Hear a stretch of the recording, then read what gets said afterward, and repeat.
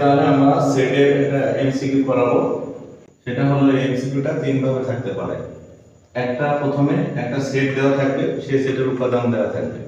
উপাদানটা চারটা হতে পারে, পাঁচটা হতে পারে, তিনটা হতে পারে, হ্যাঁ, বা পাঁচের অধিক হতে পারে, যেভাবে থাকবে না কেন।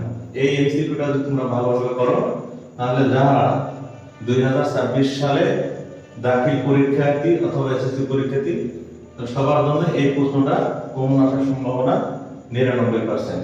তো প্রশ্নটা এভাবে থাকতে পারে যে a সমান সমান 2 3 4 5, এখানে উপাদান দেওয়া আছে চারটা, বলে a এর প্রকৃত উপসেট কতটি, শক্তি সেট কতটি হতে পারে এবং উপসেট কতটি হতে পারে।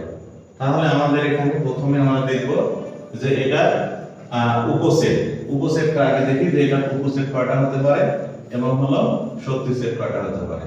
তাহলে শক্তি সেটকে আমরা প্রকাশ করি এইভাবে থাকতে পারে p অফ a, উপাদান দেওয়ার পরে যে চারটা উপাদান দেওয়া আছে এখান থেকে তোমাকে বলতে পারে তো p অফ a সমান সমান কত। তাহলে এটা আমাদের সব সময় হবে এটা, কিন্তু দেখো তোমরা এখানে উপাদান আছে 1 2 3 4টা, তাহলে এটা সব সময় হবে 2 ভিত্তিক। তাহলে 2 এর উপরে পাওয়ার 4 দিব, 2 এর উপরে পাওয়ার 4 দিলে এটা হবে তোমার 16। তাহলে শক্তি সেট হবে হয়তো তোমার 16টা। আবার যদি এটা উপসেটও বলে তাহলে উপসেট হবে 16টা। তাহলে অপশন এরকম দেওয়া থাকবে যে 16 8 15 এবং 18। তাহলে যদি শক্তি সেট বলে তাহলে অপশন হবে এটা 16টা।